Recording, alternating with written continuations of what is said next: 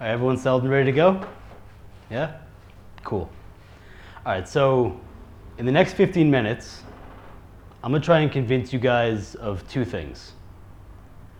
The first is that the primary cause of hunger and poverty in this world is just a lack of trust. And the second is that for the first time in the history of humanity, we do have a solution to this. Now, my clicker, 1 second. Now, there's countless examples of hunger and poverty in this world, but for me, the most interesting one or the most relevant is personal. About a decade ago, I found myself spending a few years as a homeless teenager in Canada. And I remember crafting makeshift weapons in case I had to fend off one of the occasional unbalanced people I had run into. I remember standing on the side of the road with my thumb out for hours in sub-freezing temperatures trying to hitch a ride. But I don't remember going hungry. Because while a third of our world is malnourished, and obesity rates are rising, by the way, there's enough food in the dumpsters that I use to dive to feed everybody, and then some. So, why? And obviously that's one hell of a why. It's a why that a lot of people have spent a lot of time trying to figure out, because if you solve it, you've solved a huge chunk of poverty and hunger. And that right there is where trust comes in, but it takes a few steps to explain. So it starts with loans. See, 80% of the world's trade is financed by loans. It wouldn't be able to exist without it. And if this trade financing disappeared, it would not be unreasonable to say that us in this room would start suffering from such an extreme resource scarcity. We'd be facing malnourishment and hunger issues, potentially even starvation issues, within about a month. This stuff is integral to the existence of the 7 billion of us. We couldn't exist without it. And of course, for trade financing to work, the financiers need to know that they're going to get their money back and they're going to make a profit. This needs to be something they can continue doing, which means they need stuff like reliable credit histories, like legal systems that work, and inability to bribe your way into one or out of the other. They need this to ensure that they can keep financing. And otherwise, what they end up kind of defaulting to is taking collateral. So they'll take something like property and say, okay, if you don't pay us back, we're taking your land. And they'll still charge super high rates, way higher than they would with something like credit history, because they still get ripped off more often. Which means that in those scenarios, most people can't afford to get a loan because most people don't own valuable land.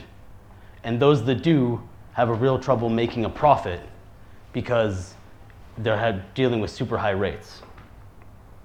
So to break that down, just to get a good handle on the problem, and this is what I argue the main course of starvation in this world. When financial institutions don't have an ability to trust the people they're lending to, you wind up with what amounts to unobtainable loans. Unobtainable loans means not enough financing for importers to bring in the food and other goods they need to, which means resource scarcity on the ground, which means people starve. Now, I just ran through quite a few pretty dense problems all at once. These took me like a month and a half to understand. So does anybody have any questions about this? Nothing? This is all clear? All right, rock on. Yeah, did a good job. So this situation right here, this is exactly what's going on in much of the developed world. In Africa, for example, because that's where we're starting this, and in much of Southeast Asia, in parts of Indonesia, in fact, this is the issue.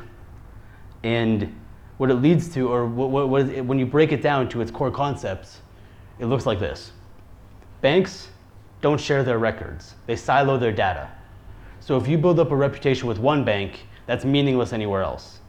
For example, in Africa, if you were to try to print out your bank records and bring it to the next bank, you could bribe your way into a pristine looking bank record for about 50 USD. So nobody trusts those. Institutions don't work. Governments, legal organizations, courts, if they exist, aren't very efficient. And if they're efficient, can have, once again, bribery problems. And there's a ton of middlemen who try to insert themselves into this process to solve this. But of course, they take relatively huge fees and they're not very good at solving this. Once again, corruption can be an issue. It's kind of throughout in most developing economies. So of course what you wind up with is financiers can't trust anybody, they don't make the loans, the whole problem starts. And even when they do lend, the process is insane. This is what it looks like to try to ship something into Rwanda, for example. And I know this because we did it. I'm going to get that into a second. It's 20 steps minimum, and in reality, it's more complex. Because when we shipped in a container full of cooking oil into Rwanda and due for the Congo,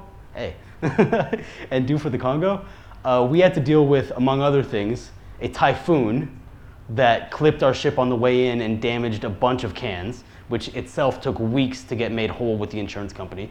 We had a border closure, which halted all trade across the Rwanda-Congo border, which at one point was the most active border in the world, just halted. And of course, when we finally got a chance to start delivering our oil into the Congo, Ebola broke out, which slowed us down a little bit in itself. So it's a huge, messy process, and the entirety of it isn't running on anything that makes sense or is high tech. It's running on actual paper documents and WhatsApp messages with pictures of these paper documents and occasionally a high tech email.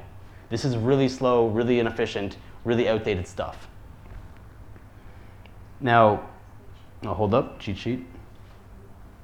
Right, so the result of all these technological inefficiencies and these kind of trust gaps is as absurd as it is deadly.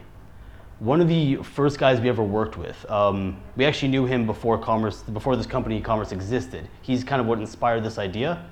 He had a shop in Rwanda, and he had a problem where he would ship in whatever, rice, oil, something people need, and no matter how much he shipped in, it would be gone in days, just fly off the shelves because people need it.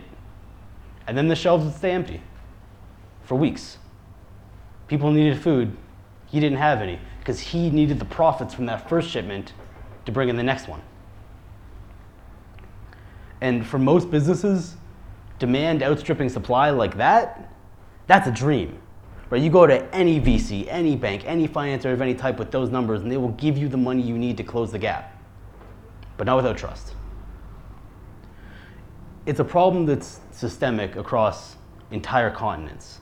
It's most of South America, it's most of Africa, it's a lot of Southeast Asia, it's a lot of the rest of Asia. It's a gigantic issue.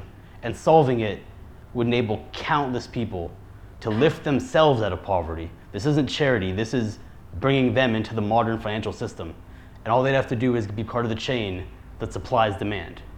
If you fix this in trade flows, money flows with it. In fact, when we ran the numbers and compared it to the social development goals, this addresses directly 7 of them, which is a larger chunk than most things can say. And it kicks off a virtuous cycle, which is how it addresses these 7, because when you solve people's bottom level Maslow's hierarchy needs, when they don't have to worry about their food and their lodgings and their survival, that's when they can start thinking about things like their education and their health and their countries and their rights and their environments. And that's when you wind up not just having food in the amounts you need, but you have clean water and sanitation supplies.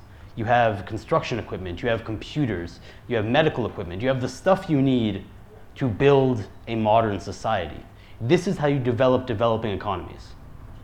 The ideas of charity don't work. We've tried them for years. It's not profitable.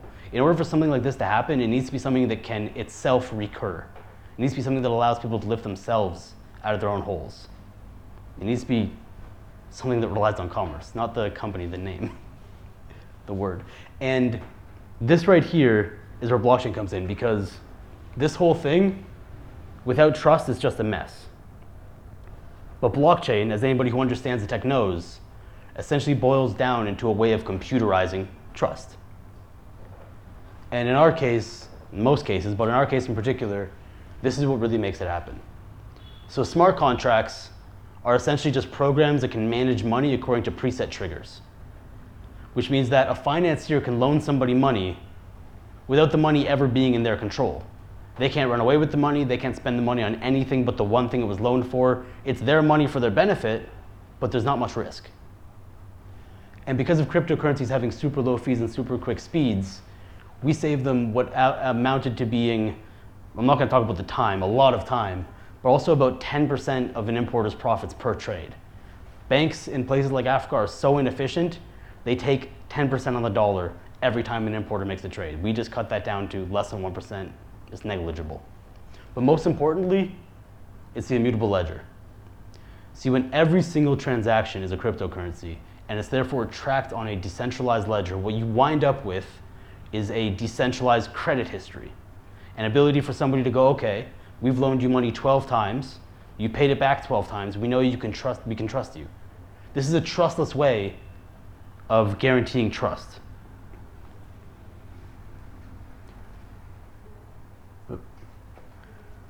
Hold up. Now, a cool thing about this is that when developing economies do develop, they tend to leapfrog the developed economies of their time.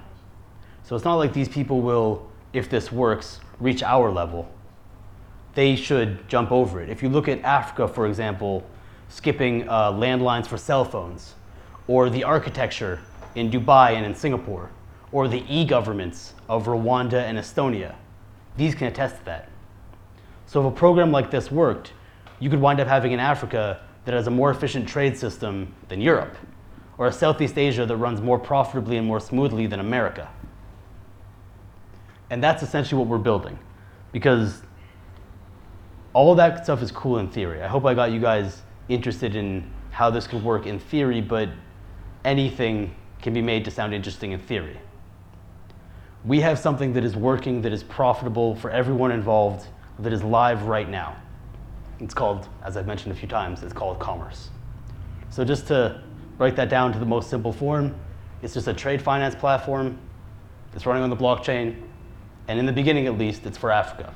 Mostly because our team has a lot of experience in Africa, and when it comes to poverty and hunger and starvation, that's the most dense in Africa. So it's a good place to start, because if it works there, it'll work everywhere else. Now,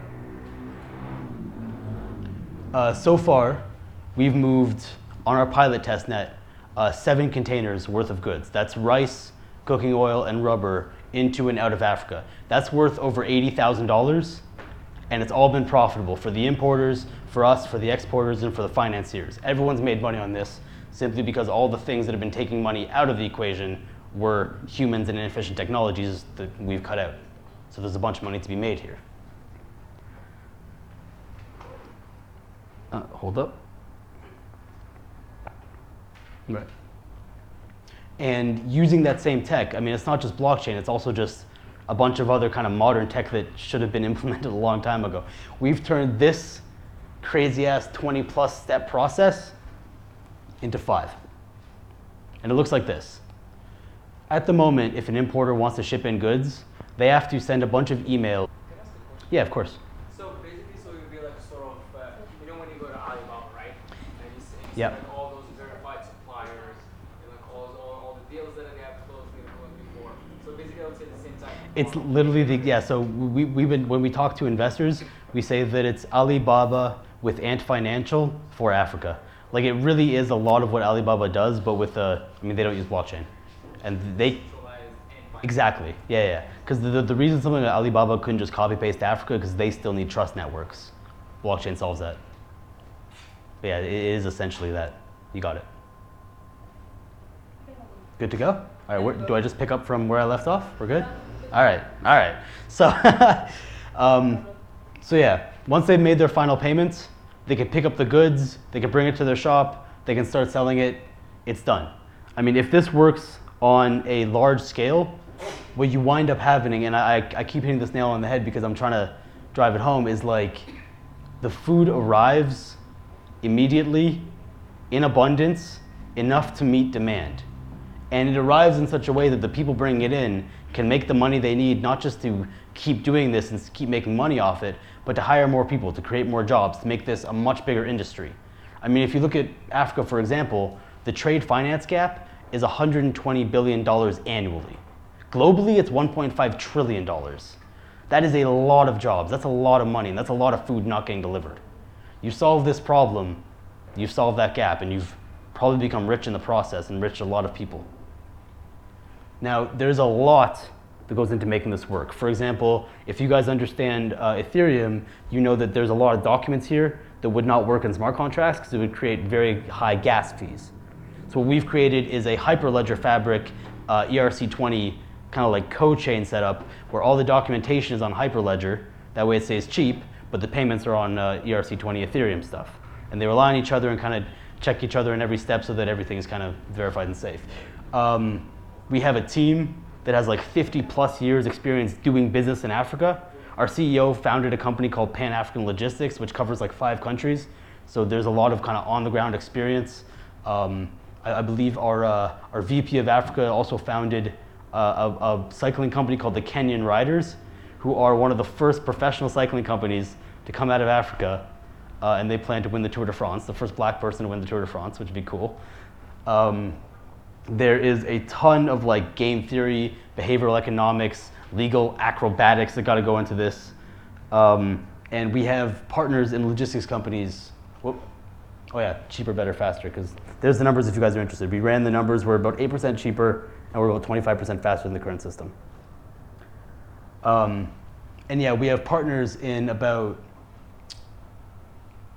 we have partners across most of Africa. Most of the African countries have a logistics partners of ours in them, so that when it comes to getting the goods from A to B, we have that covered, because that by itself is a gigantically messy process and it wouldn't really work if that was external. So we've internalized it.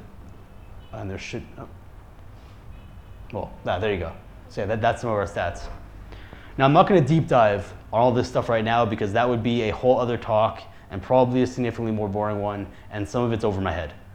But if you guys are interested, it is all in the white paper and it gets published on our email list.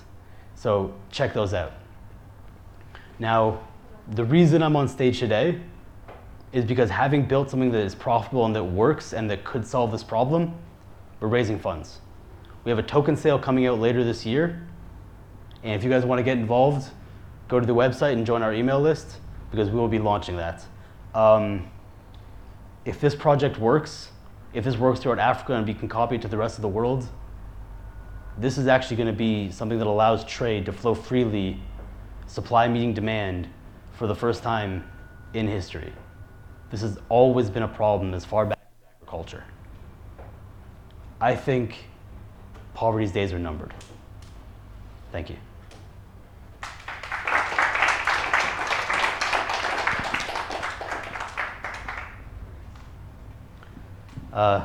Any questions?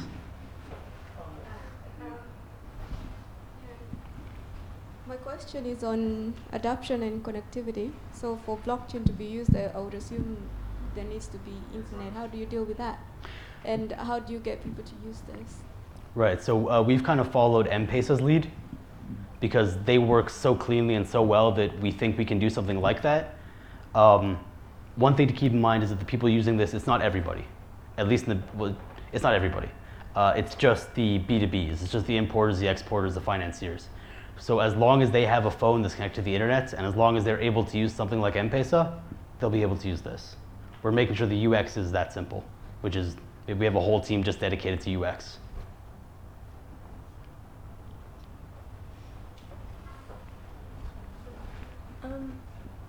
Well, where do you source the loans? Is it more P2P or institutional? Right, so in the beginning, what we're doing is we have I forget what they're called. If you're interested, I can send you an email about them, but we have this Singaporean agency, and their whole idea is like, they're supposed to be people who handle money without, it's like what the Golem Institute did with their money, what the Bankroll Institute did with theirs. It's separate from commerce, but they're managing our money. And so a huge part of the funds we're raising is so that we can be the first financiers, because no banks are going to trust this thing off the ground. Once we've processed a few $millions worth of transactions profitably, then we can start approaching banks and approaching other financiers and telling them, hey, this works, look at the numbers, you guys should be brought on board. So yeah. Is it like a P2P thing on the funding side? Well, it's even, arguably it's a P2 tech. I mean, these things, like I said, they don't get verified automatically unless it's like your first or second trade. If it's the first, if you're new on the network, and of course, in order to get on the network, there's a lot of KYC. We need to know not just who you are, but who your business is and all that. If it's your first time, then yeah, we're gonna take a look at you. We might even interview you just to make sure that everything's legit, and then we'll send you the money or send us the smart contract. But once you've done 2 or 3 or 4 trades, it's literally just checking a box. If you fit the criteria, you get the loan. It'll happen within seconds. So that's how they would build their credit history. Exactly. Through the first, second, third trade that is on the platform. Exactly. I mean, every single trade you do on the platform is on chain. Nice. So every single trade is just contributing to your credit history. I can keep going. Does anybody else want to ask a question? No, just like out of Oh, wait, Mike, for the online people. Yeah. What's up?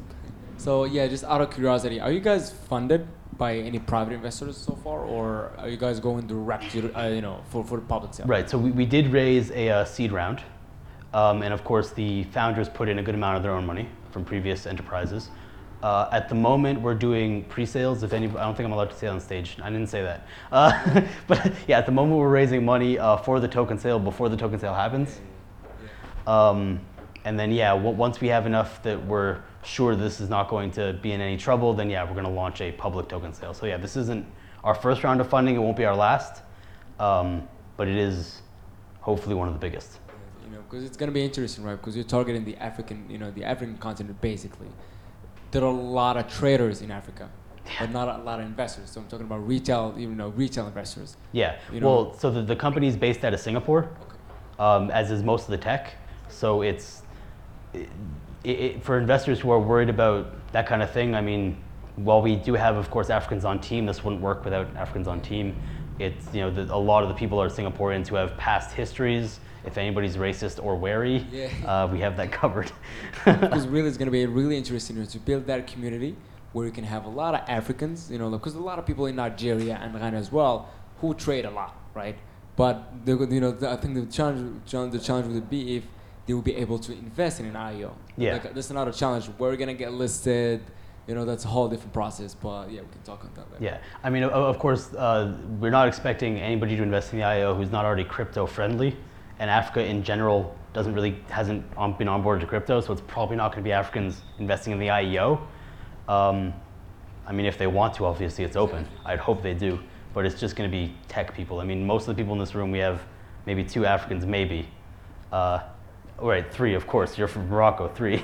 But my point is, this is not a multicultural crowd. So it's going to be what we have. Yeah. So just to take your theory to the natural limit that say this is not a kind of charity, really it's a business opportunity. Yeah. And say, imagining that people who want to invest in the ICO are the same way. They're, say, let's not call them selfish, but say that they're self-interested.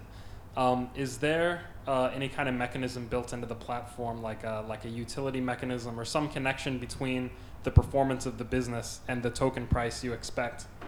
Right. So for legal reasons, I can't say anything about the token price, but what I can say is that the only currency being used on this business is KTF. It's the token. We're not using USD, we're not using fiat, we're not using Ethereum. And the success of the business is going to grow with the more users. So if this gets onboarded, right now we're operating in Rwanda and the Congo, we're moving to, I believe we're opening up a second base in Uganda or exploring that. The point is, if this becomes continental, then the value of commerce as a company and perhaps anything associated with it should grow through usage. Okay, so if I understand correctly, there's a scarce token supply overall. Maybe it gets added to a fixed amount when you do fundraising rounds. But otherwise, as the business grows, the demand for the token grows to actually be used within the economy of the business. Is that correct or no? Legally.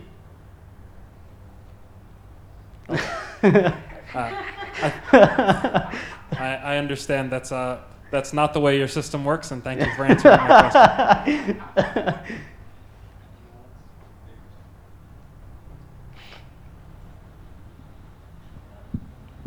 So the users will be using KTC, is it? KTF. KTF Yeah. to purchase the goods. I mean, yeah, all the loans, all the things going down when it comes to money being transacted, it's in KTF. We're going to build a lot of onboarding and offboarding mechanisms, many of them just OTC, for turning that into local fiat so that it's not just a currency on a on a network they can't access. But in terms of the actual usage, it's going to be KTF. Anything else would not be building a credit history, so it would defeat the purpose. But it's not a stable coin. No, Jesus. I would not try to release a stablecoin. That's a whole mess in itself. So what if there's volatility between when you obtain the loan and when you make the payment? Right. So 2 bits on that. One, so when you obtain the loan is when you make the deposit. And when you make the final payment, I do believe that payment is pegged to a fiat. I have to come back to you on that to be sure. But also more importantly, when it comes to volatility, we're partnering with these guys called Sparrow. I'm not gonna get deep into the tech because A, I mostly don't understand it, and B, it's very deep. But essentially what they do is they take a look at a bunch of factors as well as all your past price, and they set something where it's like, okay, we doubt that the price is gonna fluctuate more than this, and they offer people the ability to be like, essentially to make an option, where it's like, okay, I'm willing to bet that the price, Sparrow is willing to bet that the price is not gonna fluctuate more than 10 cents from $1 over the next month, which is how long this trade will be, so I'm gonna pay them, a tiny fee of 0.5%, they will guarantee me that price, and then it's there. And if it gains money, Sparrow wins. If it loses money, Sparrow loses. But you're safe. Okay. But that's if you want to know more on that, let me know. I can send you details. And I think you were mentioning at the beginning the test run that you shipped 7 containers of 7 rice. I'm containers guessing done. You shipped them from Asia, right? So the rice was from Pakistan actually, which is how we learned about their adulteration problems. The oil was from Asia.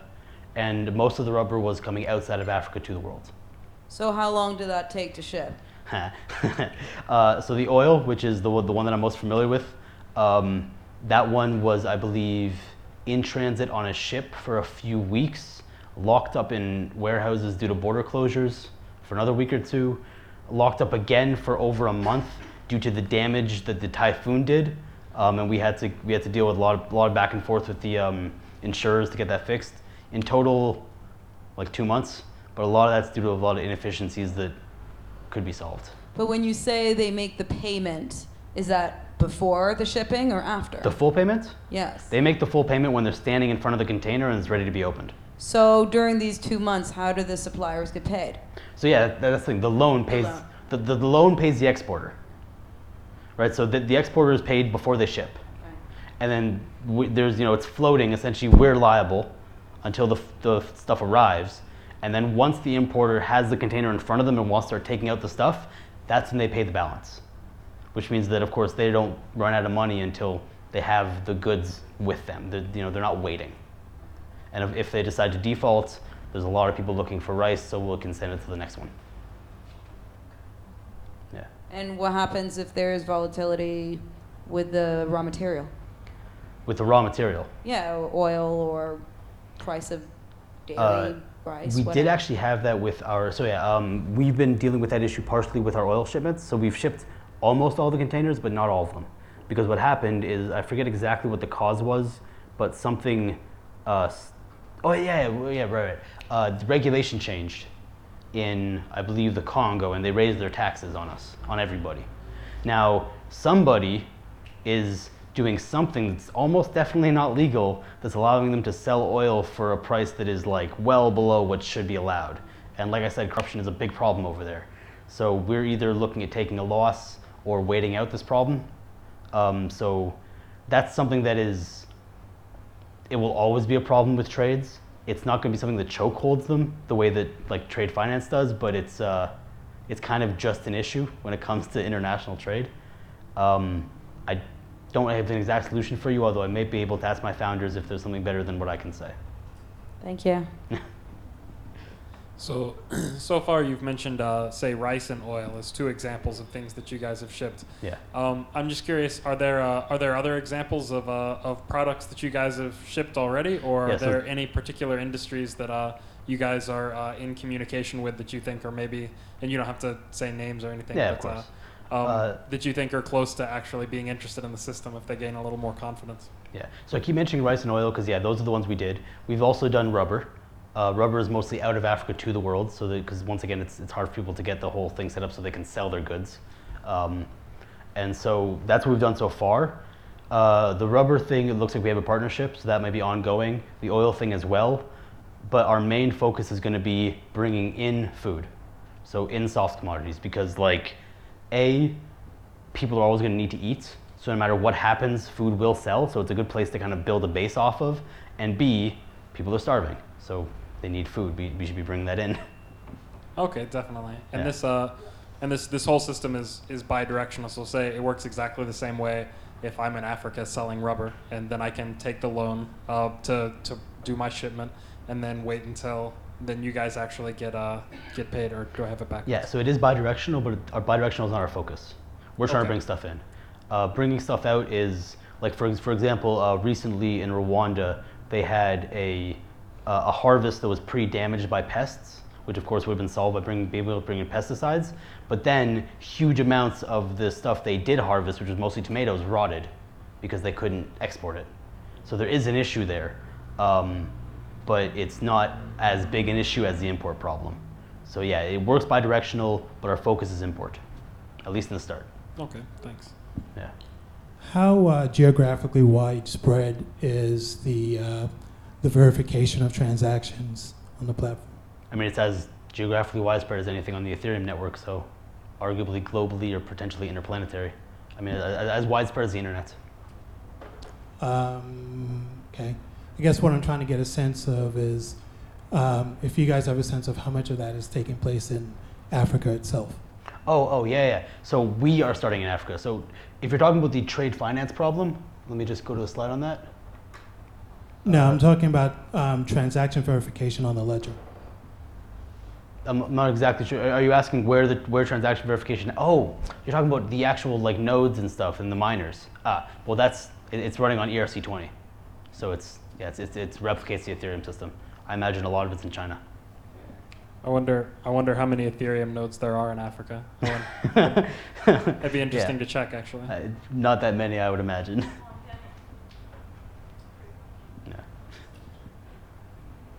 I had a related question actually from earlier in the presentation, and this may get too far into technical details and be boring, but I'll ask if nobody else has a question. So you mentioned that you're using a dual chain solution. So you have Hyperledger Fabric and payments are running through Ethereum, and the documents themselves are tracked on Fabric, so it's a little bit cheaper and faster and way more flexible. cheaper. Yeah. So we know how, we have a good idea of how distributed the Ethereum network is. But say, how distributed is the, say what steps are taken to make sure that the Hyperledger Fabric network is distributed enough?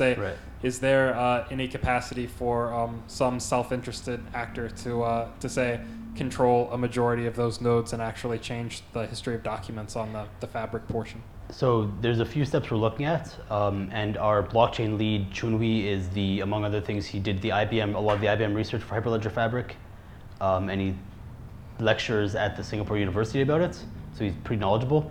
The biggest step we're taking for that stuff is that there's an option before we launch live to turn off the ability for the admin to change the ledger. We're just turning that off. Before we go live, we're just killing that option, so arguably nobody could, including us. It's as immutable as anything else. We probably will be distributing nodes and stuff too, so it's not just us running them. Most likely, if financial institutions want to get on board, they're going to want to be a node. That tends to be the way they operate. So over time, it'll also become such that, arguably, no matter what, nobody could mess with it, but it'll also be more decentralized, therefore are adding an extra layer. Okay, so the ledger portion operates kind of like a federation, where hopefully you'll have, say, large companies that are interested in making sure that other people don't cheat serve as auditors for the network. Yeah, and we've, like I said, disabled the admin privilege to make edits. Okay, excellent. Yeah.